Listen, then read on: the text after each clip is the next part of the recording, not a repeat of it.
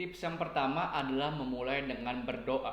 Karena kita tidak akan pernah tahu apa yang akan kita lakukan tersebut merupakan janji Tuhan atau bukan, merupakan rencananya Tuhan di hidup kita atau bukan.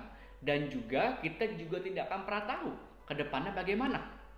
Yesus saja di Matius 26 ayat 39 dia sudah tahu ke depannya dia bakal disalib, bakal disiksa untuk menebus dosa kita. Namun dia memulai dengan berdoa, tetap memulai dengan berdoa. Meskipun dia sudah tahu ke depannya bagaimana. Apalagi kita yang kita belum tahu ke depannya bagaimana, kita harus berdoa kepada Tuhan. Harus memulai dengan berdoa untuk meminta arah langkah dari Tuhan. Kalau kita tidak memulai dengan berdoa, ujung-ujungnya kita pasti kecewa. Tapi kalau kita berdoa minta arah langkah dari Tuhan dan kita berjalan melalui arah langkah dari Tuhan, percaya ujungnya pasti kita tidak akan kecewa melainkan bersukacita. Itulah tips yang pertama. Kedua adalah baik di mata kita belum tentu baik di mata Tuhan. Baik di mata kita itu sudah pasti sesuatu yang real, sesuatu yang nyata yang kita bisa melihat, seperti tawaran manusia ataupun perhitungan kekuatan diri sendiri. Sebagai contoh, oh ini baik untuk saya Tuhan, oh ini menguntungkan saya, oh ini peluang saya. Ketika kita menghadapi hal-hal tersebut dan langsung main berjalan saja tanpa berdoa kepada Tuhan, tanya dulu ke Tuhan, itu berarti kita mengandalkan manusia atau mengandalkan diri sendiri. Firman telah berkata di Yeremia 17 ayat 5, terkutuklah orang yang mengandalkan manusia, terkutuklah orang yang mengandalkan diri sendiri.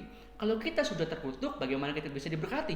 Karena itu, ketika kita melihat sesuatu baik di mata kita tanya dulu ke Tuhan, apakah itu arah langkah dari Tuhan atau bukan?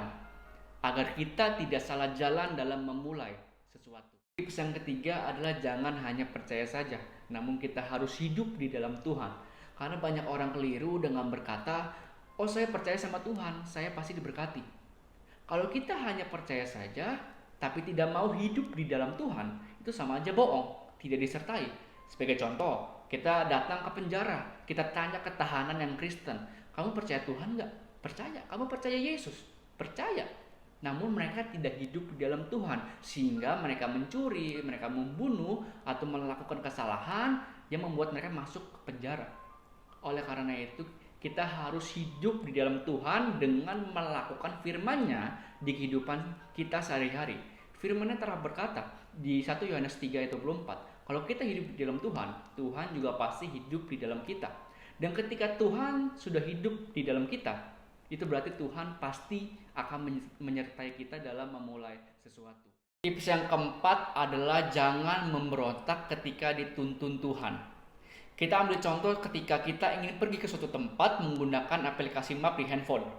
Kita ibaratkan aplikasi map di handphone ini merupakan perhitungan kekuatan kita sendiri.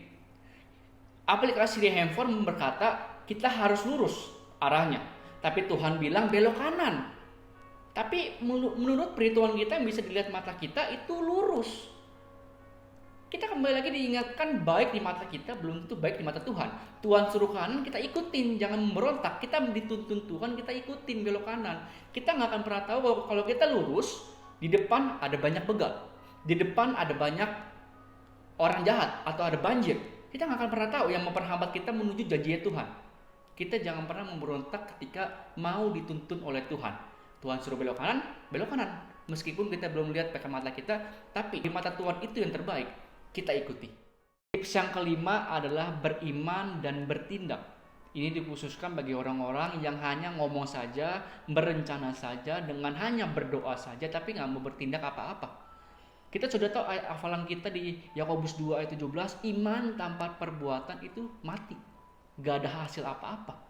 Memang benar kita harus meminta berdoa kepada Tuhan, minta arah langkah Tuhan, dan ketika Tuhan sudah kasih petunjuk arah langkah, kita harus berjalan melalui arah langkah itu. Seperti ayat firman Tuhan di Amsal 16 ayat 9, Tuhanlah yang menetapkan arah langkah. Kita memikirkan cara perjalannya gimana untuk melewati arah langkah itu. Jangan hanya kita berdoa saja, tidak mau memulai apa-apa, tidak mau bertindak apa-apa. Kalau kalian hanya diam-diam saja, hanya berdoa saja, kalian mau memulai apa gitu? Makanya kita harus beriman, berdoa, dan juga bertindak. Amin, bisa dimengerti. Itulah tips yang kelima memulai bersama dengan Tuhan.